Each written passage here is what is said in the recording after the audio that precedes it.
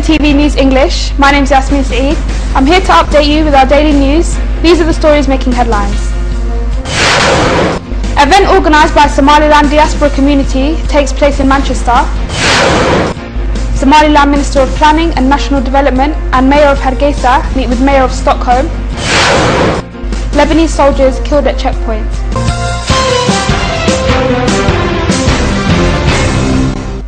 Vice President of Somaliland, Abdirahman Abdullahi Ismail Sayli'i, attended a highly organised event which took place in the British city of Manchester. The Vice President outlines in his speech various approaches to the significance of the recognition of Somaliland. In a highly organised event organised by the Somaliland diaspora community in Manchester, Vice President of Somaliland Abdirahman Abdullahi Ismail attended at the event, dwelling at the length in his speech on various approaches to significance of the recognition of Somaliland. Vice President of Somaliland Abdirahman Abdullahi Ismail Sayli'i spoke at the ceremonial event complimenting the undue effort and struggle of Somaliland diaspora community in Manchester for the solidarity and recognition of Somaliland. Vice President of Somaliland stressed the virtual role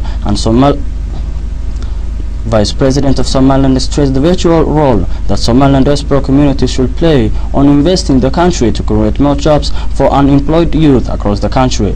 Somaliland Vice President Abdirahman Sayli'i reiterated the importance to enhance the cooperation among the government of Somaliland and the Somaliland diaspora community in Manchester. However, the Vice President of Somaliland with his entourage has been getting warm welcoming from the Somaliland diaspora community in UK.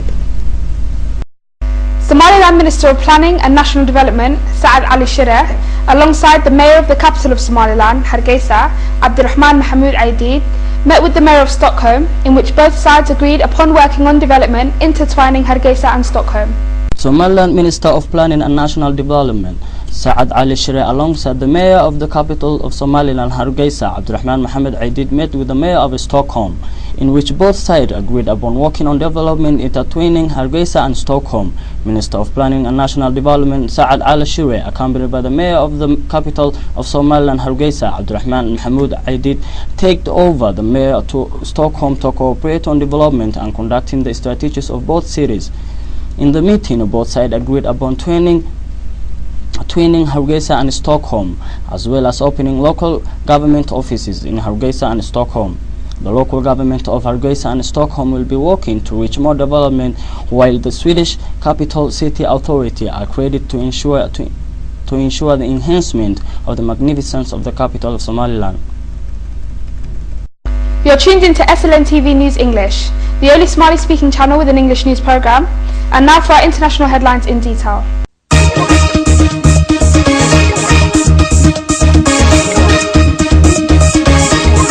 A serious political shift has now developed in Brussels over Syria.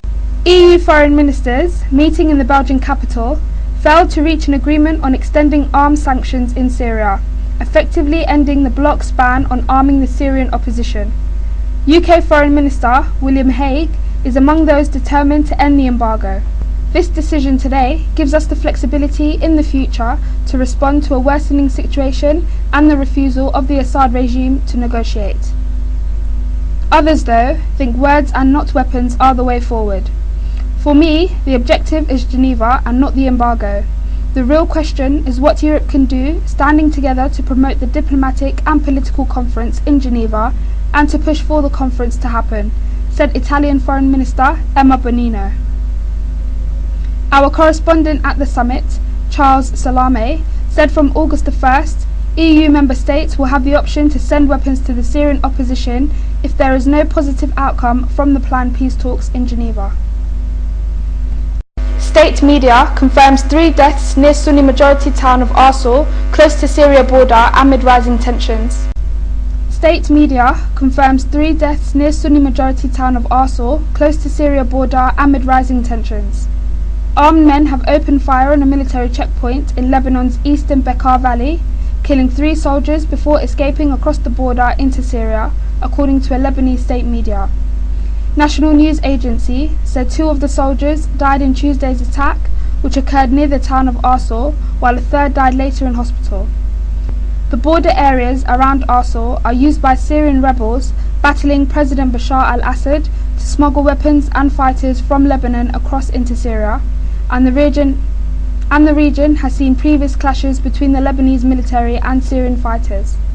In February, 4 Lebanese soldiers and 2 fighters were killed in a gun battle near. Too many climbers are now trying to follow in the footsteps of Hillary and Norgay 60 years after they scaled the world's highest peak. Too many climbers trying to follow in footsteps of Hillary and Norgay 60 years after they scaled the world's highest peak. It's almost 60 years since humankind accomplished what many thought impossible. New Zealander Edmund Hillary and Nepalese Sherpa Tenzing Norgay became the first people to reach the summit of the world's highest peak, Mount Everest, on May 29, 1953. Since then, many have followed in their footsteps, but the increasing number of climbers is leading to tension on the mountain and even fatalities.